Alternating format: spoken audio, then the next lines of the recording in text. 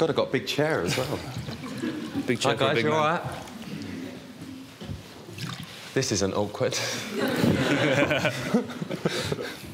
How are you, Sal? First things first. How are you?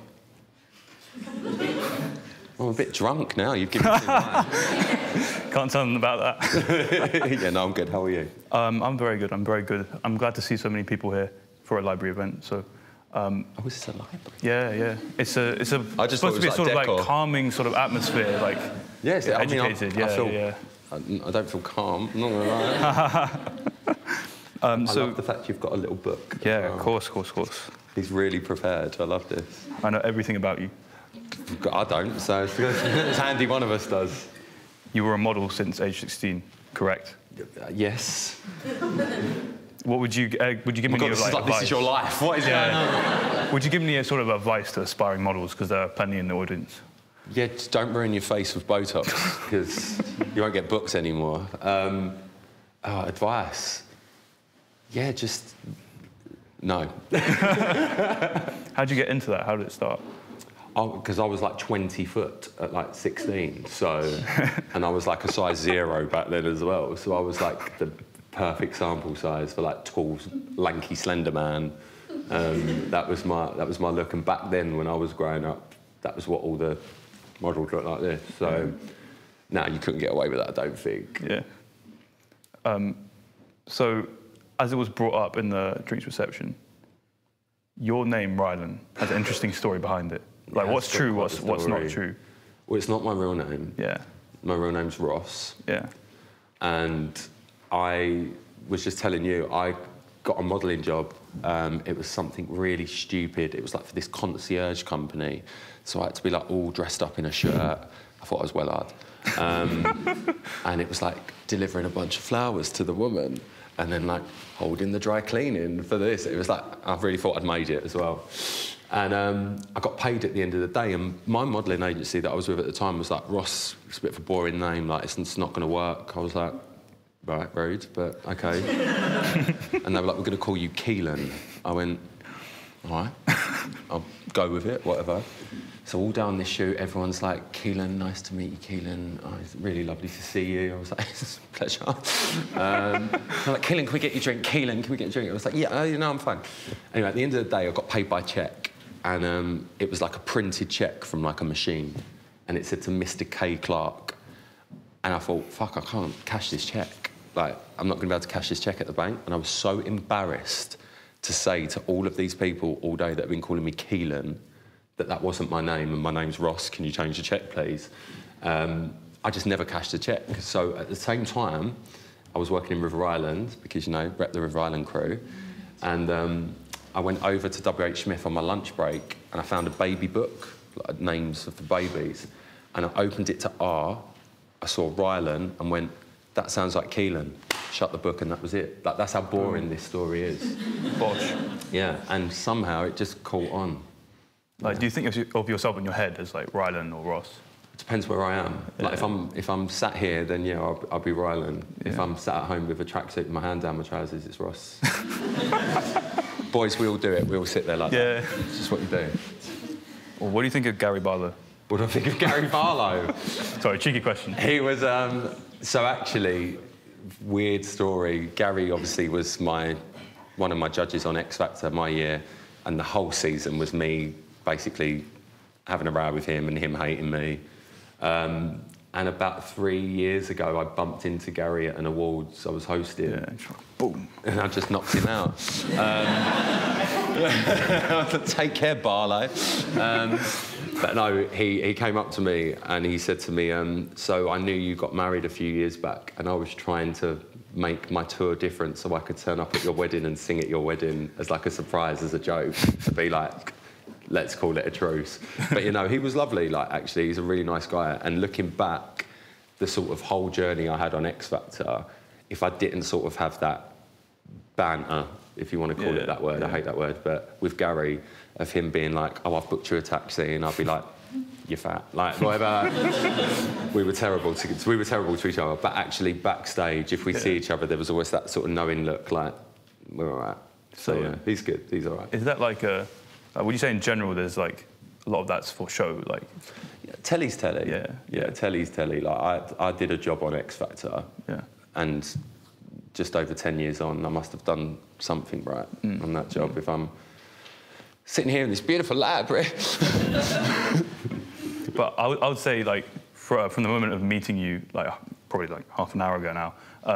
We're basically best friends. Going through till now, like, you've not changed at all. You're just yourself. Is there anyone? I mean, I can't move my face. That's why. But no, I'm very much myself. Like I've always been the sort. I've been lucky to do some of the jobs and experiences that I've done over the years, and I've met the arseholes. Like I've met the ones that people go, they're horrible. They're a prick. Do you have any, like, specific They names talk to people like shit. Rah, rah. I've always just thought that's definitely not the person I ever want to be. And I've not changed. I don't think. I'm just rich now. That's great. Is there anyone you've met that strikes you as, like, well, not fake, but like on a daily basis? Yeah, absolutely. I work with half of them. Top hitters. I mean, I would never say a name. Okay. But that's there's a lot of people that are very. Listen, in my industry, we have people called runners. I don't know if any of you know what that means. And it's basically the runner. If you're looking at the sort of pecking order of a production team, they're the ones at the bottom. So they're the ones that go and get the coffees. They're the ones that will run and get your lunch. They'll be the ones they're the dog's body, is how they're treated, basically. And people will be like, go get me this, go get me that. And I always sat there. I never knew I'd done this, but the night I left X Factor, in my sort of speech saying, like, thanks for having me, I don't remember saying this, but I apparently said, you know, I want to thank everyone so much for looking after us. I want to thank the runners. I tell you now, for 3-4 years after X Factor, my coffee always come first, whatever show I was on. And people would come up to me and go, thank you so much for thanking the runners. No one thanks the runners. Like, rah. And to further that story, my runner on Big Brother, Nada, he was my runner sort of from 2014. And he worked with me sort of for 2 years. And I was like, look, I know how much you love this show and you're talented. Let's move you up to sort of researcher. So he went from runner to researcher. And then from researcher, we moved him up to producer. And then when Big Brother finished in 2018, I was like, I'm not losing you. You're going to be my manager. So he joined my management team, and he's been my manager for the last 5 years. So you treat the runners right. Put it this way, we'll see who's working in 10 years' time, because the runners will be the commissioners. So we'll see who's still working them.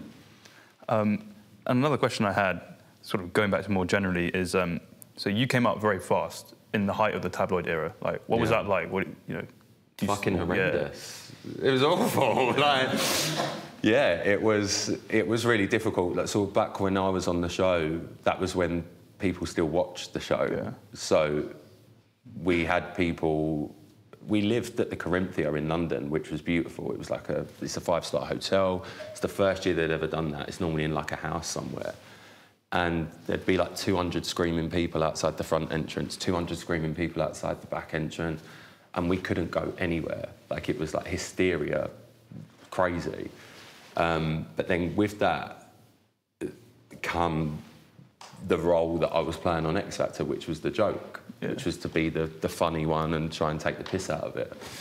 And genuinely, this is the God's honest truth, in that era in 2012, there was 2 men on the front page of the newspaper, and it was me or Jimmy Savile. They were the 2 people that were in the headlines every single day, and I got worse fucking press than Jimmy Savile. Genuinely. And we all know how that one ended up. So, like, it was crazy. Like, it was crazy. And then, try and literally to go from sitting there, nothing, just normal, walking down the street, to the next day, everyone knows who you are, and everyone's got an opinion on you, even though they've never met you. It was quite difficult, Do you have, like, a memorable first time that happened, or, like...? Not really. I remember sort of 2 weeks into X, I was getting, like, quite serious death threats. And me just being me was like, fuck it, take your head, like, have a laugh, like, I can handle myself. And then I remember being on my balcony in my room, at the Corinthia, and a tweet had come through from like an anonymous account, and it said, I can see you on your balcony of room blah blah blah blah blah. Fuck. I'm in the hotel and I'm going to slice your neck open in the night. And I was like, fuck, that's a little bit too close to comfort. Yeah. Anyway, long story short, there was one picture where this bloke had made a mistake and he'd put a picture up of me, but in the reflection you could see him of this glass. So he'd obviously took a photo of me outside something, I can't remember what it was, obviously there was like hundreds of people, but I could see his face in the thing, so I obviously remembered that face and whatever. And it was about 3 or 4 days later, I had to have 24-hour security, blah, blah, blah. And then I was walking into a car and like there's a load of people going, Rylan, can I have a selfie? And I was like, yeah, sure, right, smiling. And this guy just sort of put his arm around me, he was like, Rylan, do you mind if you have a selfie? I was like, yeah, no worries. That went like that. I didn't even look at him, but I saw him in the screen and my mind just went, fuck, that's him. And I just stopped and I watched his face in the screen, realised that I'd recognised his face and his face just dropped and I just went, it's fucking you. Yeah. This guy, literally, if the ground could have swallowed someone up, it would have literally sucked him under. His face just dropped. And at that point, I was like, do I hit him? Do I knock him out? Or do I do nothing? And I just looked at him and the fear on his face was more fear than I felt. Yeah. And I just looked at him and I just sort of laughed. And then I got in the car. And you know when you sort of like that film moment where the music starts? It's like, nah, nah, nah. And I'm sat there and I'm like, the car starts moving, you know, like everything's moving through the windows. Like the window won't even open, but in my head, my hair's all blowing. And I'm like, oh my God, that's how this is. And it was like, I had a whole production team, everything, 24-hour security, because of this idiot that shit himself when I saw him in the flesh. And that's when I realised none of this is real. Like, none of this is real. This is how people are. Yeah. And some people are not wired right. And yeah, from that moment on, that's when I sort of took everything a little bit less serious, I'd say.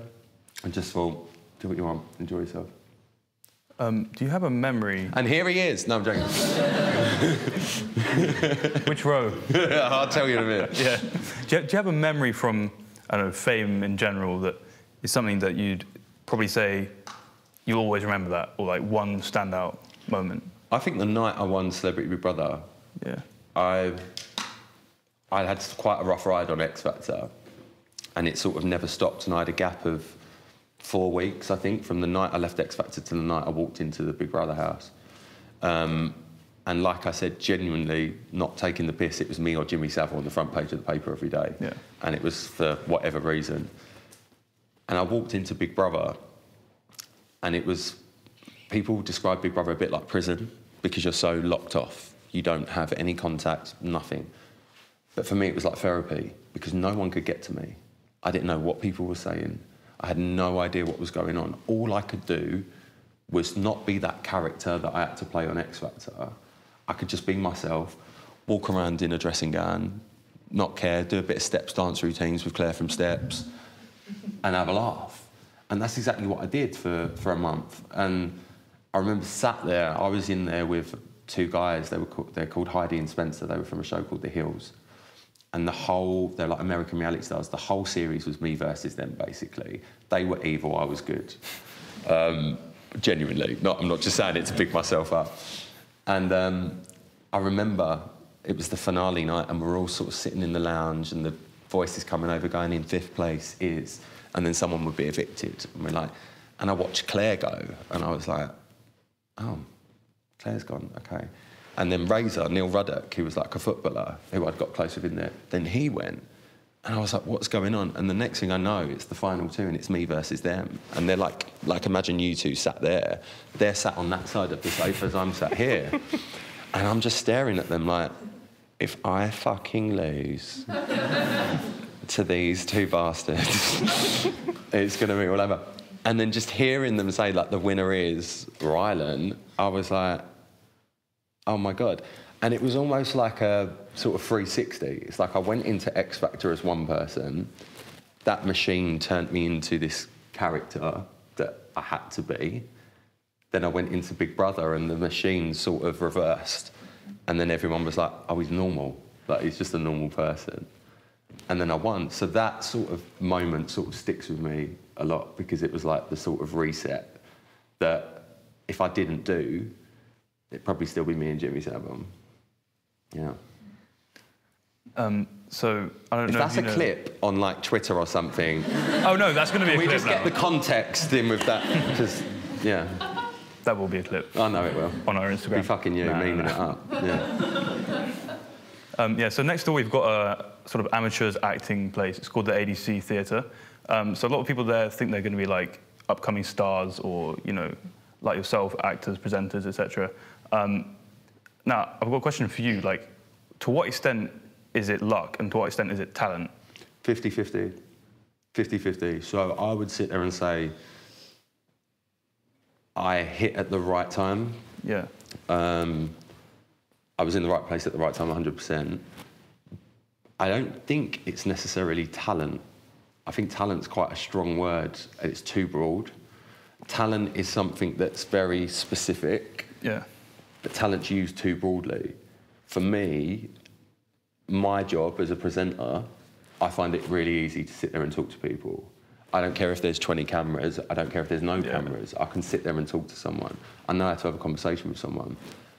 When you have to team that with an earpiece and there's about 15 people in your ear saying, camera 3, camera 4, we're going to come to this, or you've got a timing going on in your ear, going 27, 26, it's like the fucking Hunger Games, like 25, 24. That takes practice, obviously, and stuff like that, but I don't think talent is the word. I think it's hard work. I think if you work at something and you sit there and go, do you know what? I've been given an opportunity.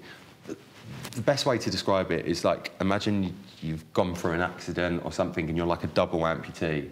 All you want to do is run. That's all you want to do. You've lost both legs. All you want to do is run because you miss running. You get prosthetic legs. You're not going to run when you first get them prosthetic legs. You've got to get used to the feel of them. You've got to get used to manoeuvring them and stuff like that. But eventually, the more you do that, the next thing you know, you're running 100 metres. And that's pretty much the sort of analogy I'd use when it comes down to talent or luck. It was unlucky that that accident happened, but it was lucky that you were fortunate enough to get those legs. And it's actually the hard work that you put in to actually start running. And that's how I feel my career started. It was, I knew what I was given, I knew what I was, and I knew what I could be if I worked at it. And 10 years on, we're still going. So I mean, I'm just like walking, I'm not running, but just have a little jog. So you're trying to tell us you're not talented? No, that's for you to decide, I think. I think I'd never sit there. I know I'm good at my job. Yeah. I know I'm good at my job. Thank you very much. I'll pay you later. I know I'm good at my job. And actually, I know I'm a lot better than a lot of people at my job. Yeah. And that's because I know what I'm doing, because I've made myself like that, because I've trained to do that. What advice would you have for, like, an up-and-coming ADC theatre actor? Literally, like, if you want to be a presenter and you bump into someone like me, get your fucking phone out and go, do you mind if I just ask you a few questions? Like, do it. Like, take every opportunity that you can. Like, the amount of things that I did before I ended up doing my job, that I sit back and now, if I was asked to do that, you'd laugh. You'd be like, that'd be stupid. But you never forget where you come from. So I would sit there and say, keep knocking down doors. Like, that wasn't the first time I'd gone on X Factor. I was on X Factor when I was 2005, 2007, I think it was. Like, those things happened. I was going to be a Big Brother housemate in 2007. I was only 18. It was the first time I could apply, and I applied, and I got in. And I was taken away into hiding. All my suitcases were transferred over to the Big Brother suitcases. I was in hiding in, I think it was the Lake District we were in for 2 weeks, cut off from the outside world, ready to go in the house. And then it all come out that I was going in. And back then, if you got found out, you didn't go in. And I never let it go. So I just carried on in my head going, right, one day I'm going to go in that house. Because it was just something I wanted to do. One day I'm going to go in that house. And then X Factor happened. And then halfway through X Factor live shows, I had the word in my ear saying, they want you in Celebrity Big Brother. So from the day I was supposed to go in as a civilian housemate, 7 years later I walk in as a celebrity one and win it, and then host it for 7 years. Like, things happen if you sit there and go, right, this hasn't happened today, it's going to fucking happen soon. Like, it will happen. Were there any times where, like, for instance, if you bumped into a celebrity, you tried, like, getting their contacts, that kind of stuff? Oh, my God. In what respect? Well, I don't know, because you said, like, you'd advise people here to do that. Listen, a lot of people are idiots, right? Especially in my industry, they're rude. But don't ever be frightened to go up to someone. Like, put it this way, so my runner on Strictly last year, a guy named Jeremy, really, really nice guy, he's like 24, 25. He's like, I really want to be a presenter. And I'm like, okay. So for me, remembering how much I wanted to do that, because some people do forget, I was like, you know what? Let's go in the studio. I'll get all the camera boys in. We'll all set up before rehearsals. You sit in my seat. I'll sit in the guest seat. You interview me. He's like, are you serious? I was like, yeah. He was like, right, well, I'll go and write some questions. I went, no. Don't do none of that. You work like I work. I said, you sit down, just talk to me. Start asking me about stuff. He was like, all right, he'd done it. It's now his showreel, and I think he's like doing something with CBBC or something like. So it's like, you've just got, just try and find the nice ones. We're rare, but yeah, try and find the nice ones. Can I ask then, just a random thought, you know, why the full black sort of colour? I always wear black. I don't know why. Like, ready for death. If anyone's got like a funeral or bar mitzvah, like, no, yeah, it's just sort of become my thing sort of over the years. Like, I always wear black. I don't know why. I just think that's cool. It works with me. Yeah. And if you see me walking down the street in black, it's like, oh, it's Rylan. If you don't, it's like, fuck's that. Yeah, I always wear black. Yeah, just ready for death, pretty much. That's probably the best answer I could imagine. It's true. OK, I think we'll take some audience questions, actually, if that's all right. Has anyone got any questions? Great chat, guys. Thanks. At the front here. So you said about being on X Factor and having to play a character. Was this told to you by the producers? So you came on, had your audition, and then did they say, we want you to go full in on this character, don't sway from it? No. So how it happened was I did my audition, got through, and then I went to boot camp. And at boot camp, that's when you see everyone. And I'm looking around and going, they're good, they're shit, they're good, blah, blah. And then I got put in a group with 2 other boys to perform at boot camp. Like, that's how the structure was that year. You sung in groups of 3. One was this really camp, flamboyant guy called Ottavio, who is now Ottavia in real life. And the other was this straight guy who was so into himself, it was disgusting. Like, and so I'm sitting there going, I know what this scene is in the show. This is the 3 divas or whatever. And I thought, how do I play this? And like, that Ottavio's going like, yeah. It's like figures of Mariah, and I'm like, right, okay. And I thought, right, what I need to do is I've got 2 choices. I either play up to that, or I pull it back for this bit and just sing and try and do good. They both didn't get in, and I did. So I was like, right, okay, so I'm that one now. So I'm from that. TV, whatever show it is, there's about 10 boxes, right? There's the gay one, there's the old one, there's the young one, there's the black one, there's the white one. That's how telly works. There are stereotypes. It's how the industry works, always has been. Even if it's not blatant, you can look at any show and sit there and go, well, that's that one, that's this one, that's the Joker, that's the this. So I'm looking around, and as the numbers are whittling down before we're about to go to judges' houses, I'm looking at the boys' category, the girls' category, the groups, and I'm sitting there going, well, that's that one. She's the 16-year-old who sounds like a 40-year-old. She's the lesbian. He's the clearly gay in a boy band, but not said it yet. Like, do you know what I mean? You write it, like you write it in your head. And I was like, who am I? And then I'd think back, and I was like, fuck. And I'm in my own head going, what? And I'm in my own head saying to myself, you're the fucking joke act. You're going to have to be the joke act. And I was like, right, I've got 2 choices. I either get through sing, last 1 or 2 weeks because there's better singers than me, and then just disappear, or I play the game. And then the next thing I know, I've lost both nipples. Genuine story, because my first performance, I'm wearing a gold chainmail vest from Chanel that sliced both my nipples off. Being pushed around on all I can describe as an Egyptian shopping fucking trolley, singing Spandau Ballet Gold. But in my head, I was like, this is the game, this is the game. And it was never asked.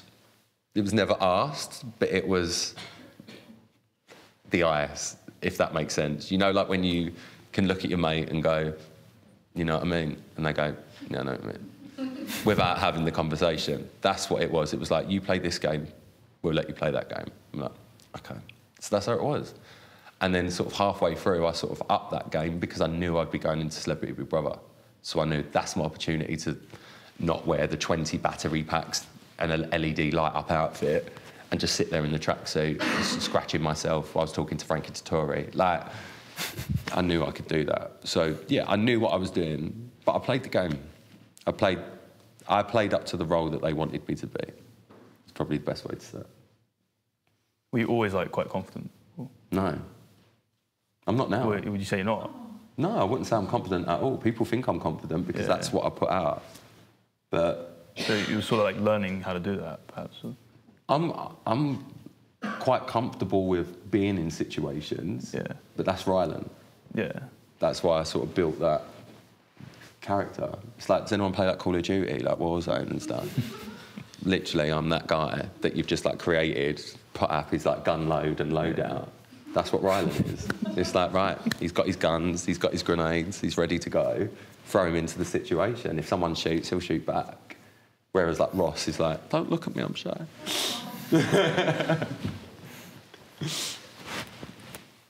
At the back there. When we're talking about the stereotypes that are played on TV, I guess reality TV more specifically, do you think it was ethical at the time, reality TV, and do you think it has changed in any way, or is it any better or worse? That's a good question. I actually got asked to go on the government panel for when the reality TV ethics bill was sort of going through. They wanted me to go into the government and talk about my sort of experiences and what I thought.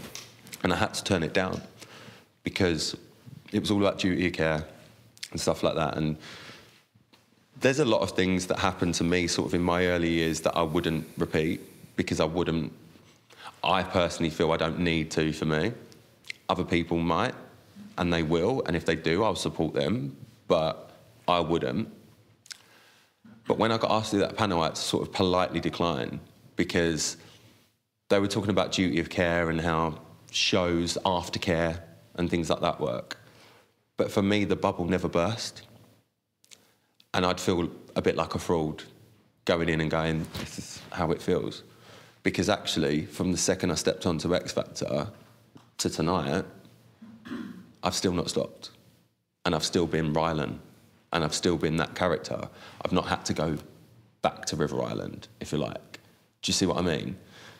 I've had friends that I was on the show with that have gone back to the life that they had before the show, and I see how that's affected them.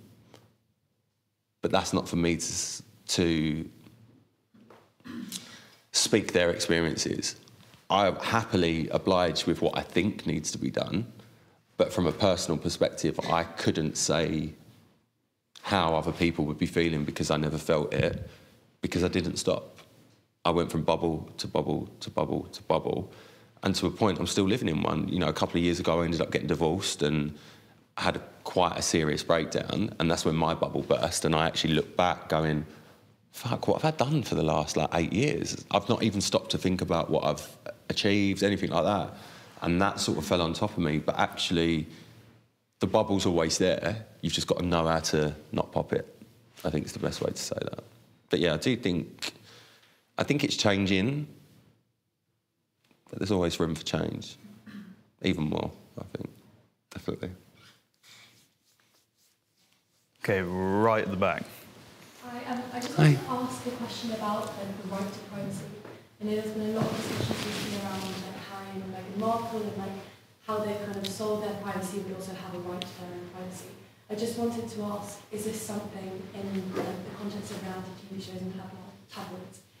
How have you found striking the right balance, and is this something you've struggled with? Yeah, it's something I very much struggle with, more so now than I did in the early days. I think in the early days it's quite exciting when people are chasing you down the street with flashing cameras and stuff like that. You're like, oh, I'm well famous. And it's almost sort of like, oh, I did my job right then. Like I sort of validated that. I think Harry and Meghan's a really difficult subject because of Harry's royal connection with what he's come from, and the fact that he's chosen to obviously step away from Britain and the royal family. Do I think that they deserve privacy if that's what they want? Absolutely. Yeah, they're human. If they want to go and live in Canada or LA and raise their kids and live on a farm, let them do it, 100%.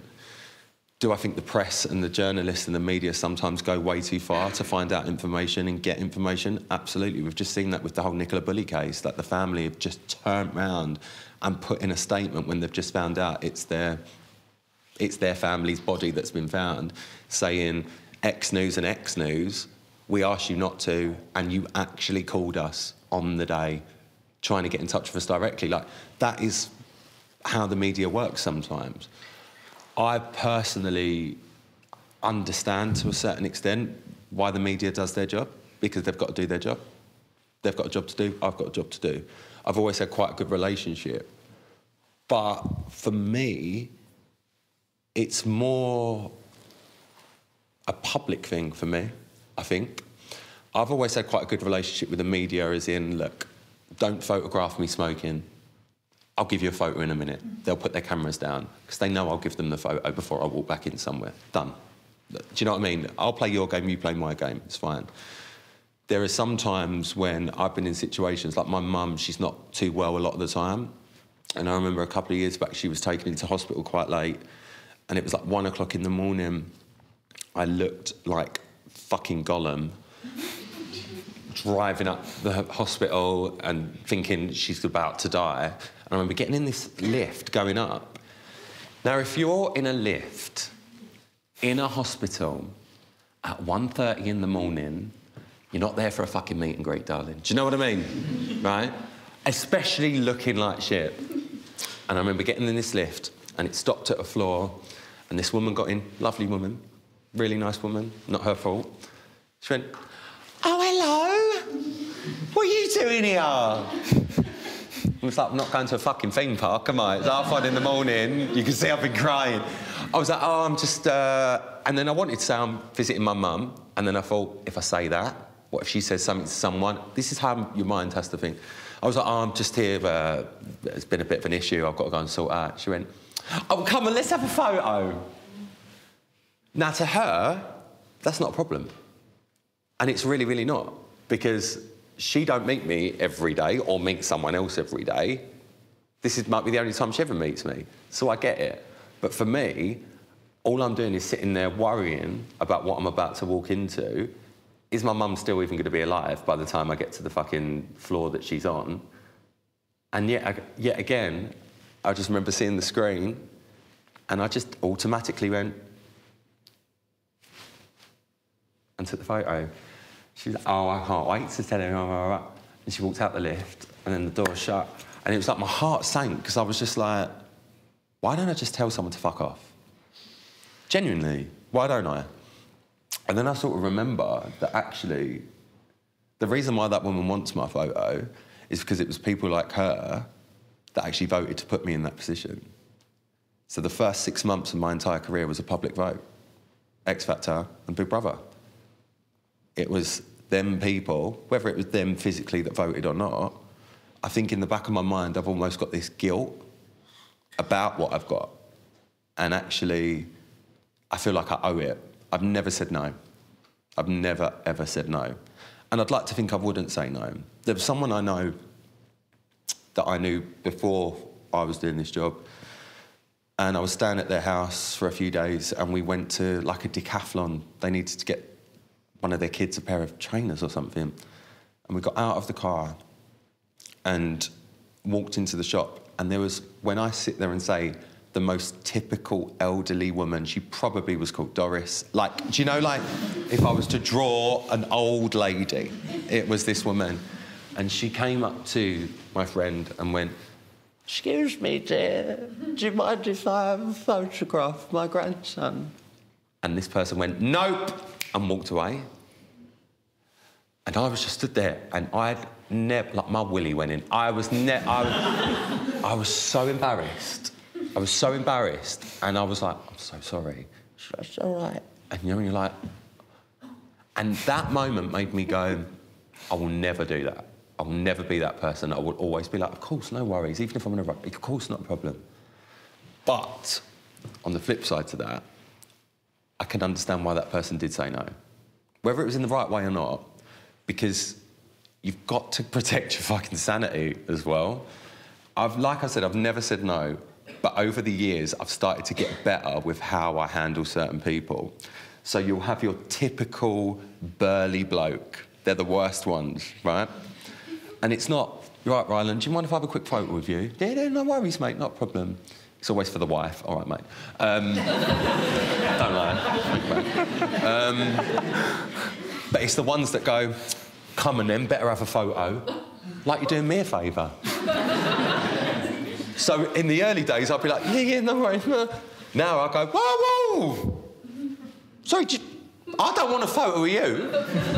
They're like, what? And I'm like, "Come and then let's have a photo. You're not doing me a favour, mate. Do you want a photo?" And I'll do it in front of all their mates. They're like, "Well, yeah, for me missus." And I go, "No, that's not for your missus, is it? You're going to laminate this one, aren't you?" Like, and then I'll just go stamp it. And I'll have the photo. But at the end of it, it's always quite funny. But yeah, there is a really fine line. There is a really fine line. I think, like you say, with Harry and Meghan, there's the argument to sit there and say, you want the privacy and then you're doing a Netflix doc. You want the privacy and then you're doing this and stuff like that. Listen, everyone's different. Anyone can do what they want to do. If you want to be private for a day, shut the door and don't come out. If you don't want to be private and you're at a red carpet event, you know that you're going to get photographed.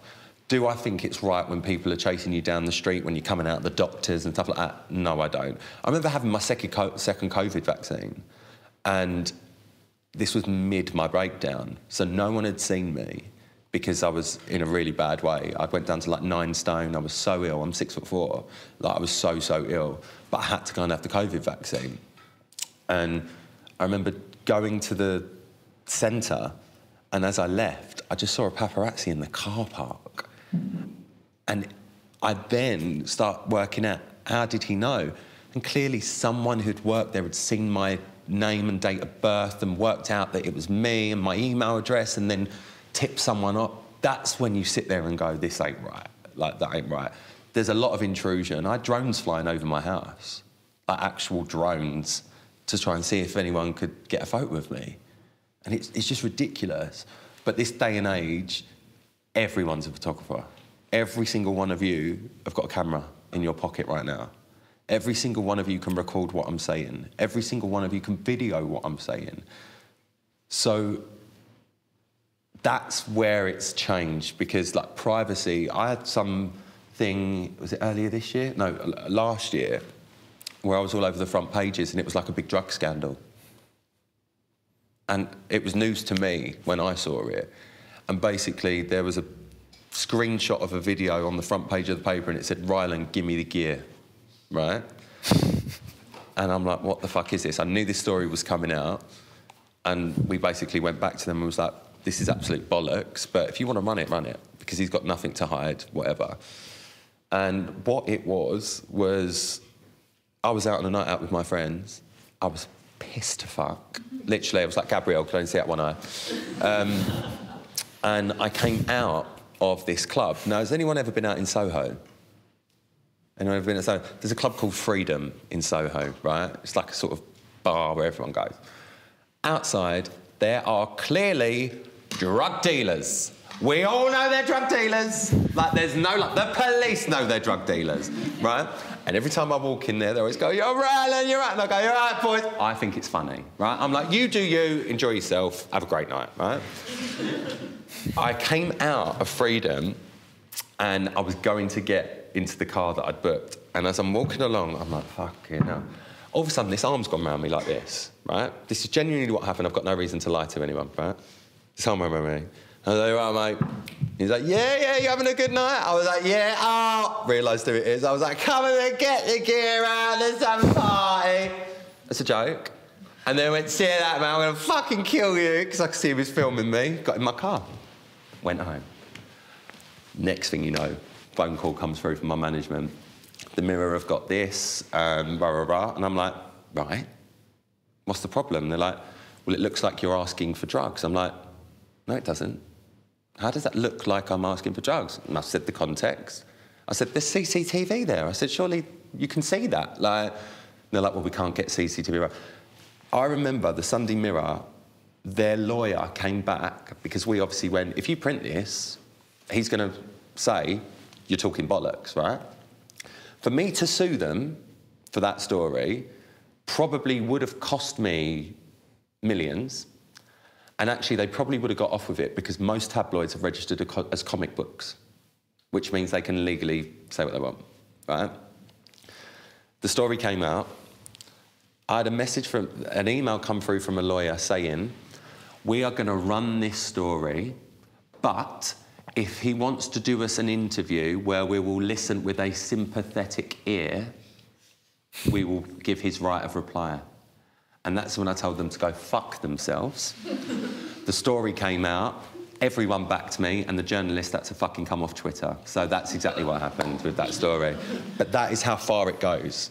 So something like that, I worked for the BBC, I could have lost every job I had. If people believed it, I could have lost everything. Especially after going through being ill. I could have lost everything just as I've gone back. Because some journalist or some outlet decided to make something out of nothing. I still get messages now, like on Twitter, oh, what, you off your nut on gear? You off your nut on coke? It's like, no, I fucking wish I was. I might have a nice night out, do you know what I mean? Like, it's ridiculous. Like, I get it all the time, but it doesn't bother me, because I'm all right with who I am. I know what happened. Everyone there knew what happened. Even the fucking journalist knows what happened, but they'd rather get a story out of it. So that's absolutely fine. But that's where social media can be such a bad thing, or it can be a brilliant thing. Because the bad side of it is everyone jumping on the bandwagon and seeing the headline. No one reads the stories no more. You see the headline, if it says, goat has 3 heads, you believe a goat's got 3 heads, right? But when you read the story, it's like, goat has 1 head, but 2 feet that look like heads. Do you know what I mean? This is how social media works now. But then on the best side of that is that I can literally put 1 tweet out or 1 video and go, bullshit, no, like, and it's done. So, but yeah, it is difficult. I've really gone off on a ramble because I've got lots to fucking say. But genuinely, it's a nightmare, but it's part of my life, so I just have to deal with it. Dating, not great. Not great. I'm going to die alone with my pheasant. Like, genuinely. No, it's going to be me. In the back, in the white jumper. Obviously, Big Brother and X Factor have ended now. And I was just wondering, after your experience, what you think one of the reasons for that was, and such the change in kind of reality TV shows in the past 10 years? I think... I personally still stand by Big Brother shouldn't have ended when it did. That was a channel decision rather than a viewpoint decision. We only found out the night before, which upset me because we'd give everything to the brand. Big Brother's not Love Island, and it shouldn't be made to be like Love Island. And I think in the last years of Big Brother, it started to skew too young and started to try and compete with Love Island when it didn't need to. We don't need to see Tatiana, 24, from, you know, Monaco with her tits out. We can see that on other shows. We want to see Jean, 56, from Manchester, who works in Greggs. Do you know what I mean? That's what Big Brother was to me, anyway. X Factor, I think I was lucky to be part of the years that we were. I just think people get bored of stuff eventually. I know there's talk that Big Brother's coming back later this year. I just want it to be right, and I want it to be actual Big Brother and not Love Island Big Brother. Love Island is brilliant, like it's a brilliant show and it works, but Big Brother is different, and like I feel that they need to be treated really separately. I think TV's changing now. I think a lot of people aren't watching linear TV anymore. Lots of people prefer streaming services or catch up. So like appointment to view telly is declining now. I remember growing up, Big Brother Friday nights as an eviction night, people wouldn't go out. People would not leave the house until the eviction had happened because everyone was talking about it. And that's because that's the only time you could see it. You couldn't watch it later on. You couldn't watch it on your phone out and about. You had to be in front of the telly to see it. I remember living in Ibiza. I was in a boy band, and on all the bars in like Spain that have chalkboards outside saying 7 p.m. EastEnders. You must remember this from like going away, like 7 p.m. EastEnders, 8 p.m. Coronation Street, 9 o'clock Big Brother live eviction. And these bars would be packed with Brits that have gone on their like package holiday and spent like $2.99 in the sun, like to go to Benidorm, and you'd sit there and you'd be like, everyone's just sitting there watching the Big Brother eviction, because if they miss it, you've missed it. Like back then you had to cassette tape stuff, like, so that's changed now with technology, and I think that means formats are slightly changing now. So a lot more stuff is going to Netflix, a lot more stuff, like I know they're doing Squid Game, which they're filming not far from here. And that's a multi-million pound production, whereas telly, there's not that much money there, no more. There used to be, because there used to be 5 channels, and that's where all the money went. There's now 999 linear channels that people work on, so yeah, it is. I just think it's changing, times are changing, and I just hope TV tries to catch up with what the streamers are doing. Who's your favourite Love Island contestant? This year? Yeah. I've not watched it this year. Oh. I heard someone gasp. I could probably tell you one name.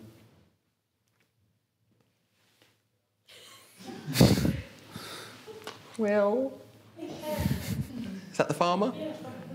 I've seen him with a goat. Ron, someone from Essex. Is that right? Yeah. Ron. Tanyel? Yeah. Tanya? Yeah. Is that right? There's 2 that's got the same names. Fucking hell, it sounds like watch it. But I keep seeing stuff pop up. Yeah, I only ever watched one series of Love Island because I was Big Brother Till I Die. Yeah. And I used to be like, and then Love Island used to taunt me by sending me fucking water bottles with my name on it. And then a suitcase, and then like come over to the dark side, and I used to be like, fuck off. Like they did play it well, but yeah, I was Big Brother Till I Die. I've got built a diary room in my house, for God's sake, so yeah, I love it. Okay, at the back in the corner, white jumper. Go on. I was just wondering, I'm a big fan of Gogglebox, and I've always wondered what it's like filming it and being sort of in the box. Yeah, loads of people ask me this question actually. So Gogglebox, obviously I do it with my mum, and it's filmed in my real house. That's my kitchen, and on a normal day, so about midday, the team will come, and then there'll be 2 cameras set up where you'd think my TV is. And then what they do is I've got like a 90-inch plasma screen. They bring in like a 15-inch little TV that you watch it on for eyeline, because my TV's obviously on the wall, so it's like there. And they're all in like a big van outside, which is their gallery. And how it works is we get shown clips of shows, like 4 or 5-minute clips, 7-minute clips, that you watch about once, twice, maybe 3 times, and you just talk about. And that's how Gogglebox works. And we're always the last day, so we're always filming on the Tuesday, me and my mum, because they know that what they haven't got from anyone else, they will definitely get out of my mum. So they'll come in and they'll be like, Linda, so we're not going to tell you what you're going to watch. And we never know what we're watching. I've never seen Stranger Things in my life, right? But I've watched an entire series of Stranger Things through Gogglebox. I can tell you what happens, I can tell you when the song kicks in, I can tell you all of that. And this is all just from clips. I feel like I've watched a series of stuff. So yeah, it's really nice, actually. They're a really, really good team. They're a really, really nice team. And they make it easy for my mum as well. Like, they make it very easy for her.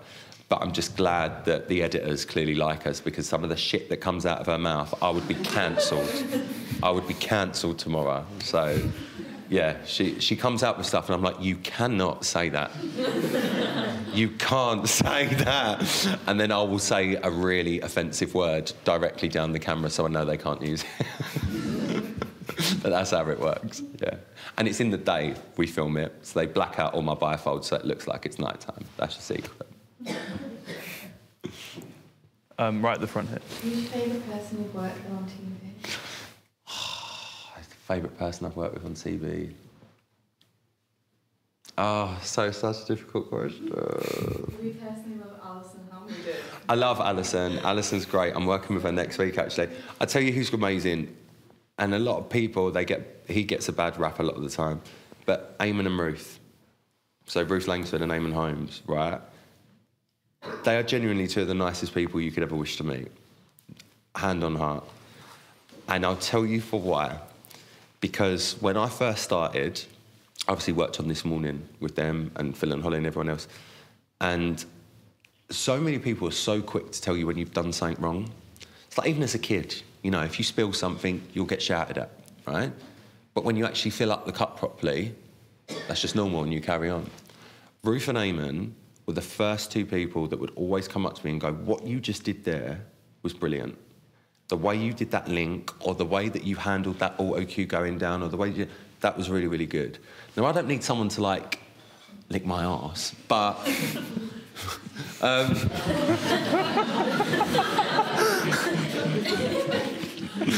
oh, my God, see, this is why you shouldn't give me mine. But when people go out of their way to tell you you're doing a good job, especially when you're new at something, it's literally like if your parents, instead of shouting at you when you spilt the water out the glass, they said, well done, because you filled up the glass there without spilling it. That's good, well done. That's what they were. And you never forget things like that when you start out in something, whatever the job. Yeah, and they're just really, really lovely. And when I was quite ill, they were very there for me as well. And now Eamon's not too well himself, so I'm now doing the same for them. So, yeah, they're two people that have always... You know, if you could ring someone and know that they would drop whatever they're doing to help you out, it's them. It's them, definitely. In the middle there. Yeah. Do you ever watch your own shows back to see how you were portrayed, or do you just film it and then kind of like not bother, just in case it's... No, I hate watching myself. I hate hearing myself, I hate watching myself. But if I'm doing a new show, I'll always watch the first episode, and that's just a vanity thing. Every series of Strictly, I'll watch the first episode, and that's it. And it's only because I want to know, is that light a bit more blue this year? Is that a bit that? Do I look a bit washed out? Do I need to go a darker foundation? Like, that's what I do. So I just watch it to make sure it's all right. So, like Big Brother every year, I'd watch the very first launch night of my show, and that would be it. And I go, yeah, I look all right. Or, no, we need to go heavier on the eyes. That's it. And then I'll be done. Because I just couldn't do a whole... I hate doing pre-rec. That's why I love doing live. I did a show... I've just done a show that I am completely shitting myself about because I think it's going to be the end of my career. It's called Sex Rated, and it's all about sex. And it's basically like, I'll bring you on. It's but sex positivity, which is good. And me, like, in my mid-breakdown, Mr. Single, was like, yeah, I'll do it! Like, whilst clearly on the drugs or whatever that everyone was saying I was on. And it's basically, you'll come on, and are you straight? Are you gay? Are you bi? Do you mind me asking you that question? We're still figuring things out. Still figuring things out. So let's say you're a straight guy, and you come on, and you've had girlfriends, and I would sit there and say to you, out of 10, how do you rate yourself going down on a girl? 10. 10? Yeah. Well, let's bring 3 of your exes out and find out how they rate you. And they come on. But it's not in a horrible way. Yeah. It's not like you want to watch it, do you know what I mean? But it's not awful. So then the exes will come out and then they'll rate you, and obviously their ratings probably will be slightly less than what you give them. And then what we then do is a sexercise where we teach you how to do things better. And that is the end of my career. Thank you for having me. Yes, it's clearly Channel 4, so yeah. That sounds awesome. I'm literally going to die, and I'm going to have to break my mum's telly. We'll probably be fucking watching it on Gogglebox. It's going to be awful. It's going to be horrendous, yeah. It's going to be tragic. Okay, right at the back on the left. Red jumper. Thanks. I'm shocked this hasn't come up yet, and the room must be a little bit too straight. Eurovision, obviously. Come on, the gays. You know. 3 months away now. How are you feeling about that? That is here in our home country, and will we literally break down all those barriers and murder someone if you have to be there on stage on the night? Oh, this is tricky. There's an announcement very soon. You'll wake up to one. I'm really excited it's here, but at the same time, I remember me and Scott last year, when we were there, we were so proud of Sam, and we were like crying, like, oh, yeah, amazing. And then the sort of reality started kicking in, thinking, I don't think Ukraine's going to be able to host this, like, with obviously what's going on over there. And then there was talk for a long while that actually, no, they were trying to do everything they could to actually host and actually have it in Ukraine or Kiev or wherever. And then we got the call to say we were going to be hosting it here. And part of me was just so excited. Part of me was really excited we could do that for Ukraine as well. Then the selfish bastard side of me was like, fuck, I don't get holiday. Like, so normally it's Eurovision to me is that sort of like 1.5 weeks a year where I can go away, do something I love but be anonymous, like genuinely anonymous, because there's so many other people about, like people are on them. We are looking forward to hosting it. I know what I'm doing this year. I'm doing what I want to be doing this year. I'm excited for... I'm like, there's stuff I want to say and I can't. I'm just looking forward to having a lovely time. But it's going to be great. We're going to make sure it's a good Eurovision. It will be a good Eurovision. And even if you don't love Eurovision or don't even watch it, you're going to be hooked on it because it just is going to take over the country. It's going to be amazing. It's going to be fun. I'm going to shut up. Legally? Legally, I'm going to shut up, yeah. OK, we'll do a couple more, if anyone's got any. On the left there, at the back. Yeah. I was thinking, what have you done in your career that you're most proud of? Oh, that's difficult. What I've done, I'm most proud of. Oh, that's such a difficult question because if I'm looking from like a career point of view, then like, you know, like hosting the election night and stuff like that, I mean, it's like, you know, it's proper. But then from a selfish point of view, it's like doing Big Brother for so long because I loved it. But then from an actual head point of view, I've genuinely, don't tell anyone, but I've not changed in 10 years. So it's like I've stayed the same person. When, like, if my feet started to go off the ground at all, like, my mother would, like, baseball bat me back down. But, you know, I think that's my greatest achievement, is that I still know what's right, I still know what's wrong. And I'll have, like, little moments where I'm like, oh, my God, this room hasn't got a terrace. And then I remember that you used to stay in a travel lodge, shut the fuck up. So, like, yeah, I think just realising that I'm still the little fat ginger kid that grew up in Stepney Green that's just done all right for himself in the end. But yeah, that's probably my biggest achievement. And I built my mum a house. That was quite fun. She's happy. Greedy bastard. OK, I think last one. At the front here. Do you think you've picked up anything If the next question's demonstrate, it's not going to go that way.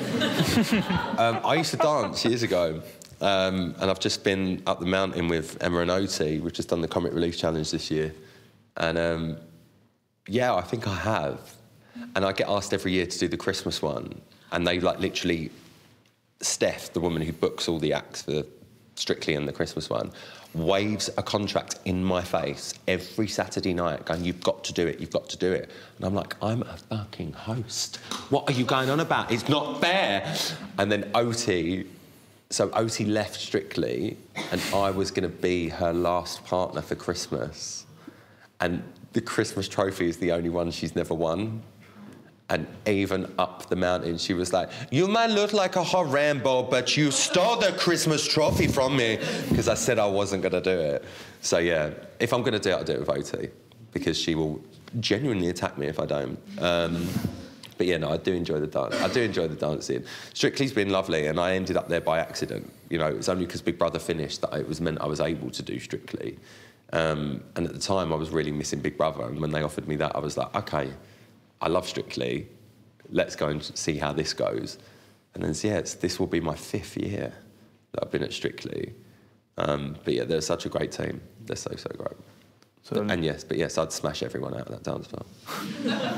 Last question from me then. Can you please demonstrate? No problem. Can you hit people in here? I mean, these are brand new boots I put on today for an advert, and I will literally break my neck in them. I will slide on this carpet, but I'll give you a private performance later. Do like a little rumba. That's a great note to wrap up on. That's a good one to end, isn't it? Thank you all so much. Let's give a massive round of applause. Thank you very much. Thank you. Thanks for having me. Thank you.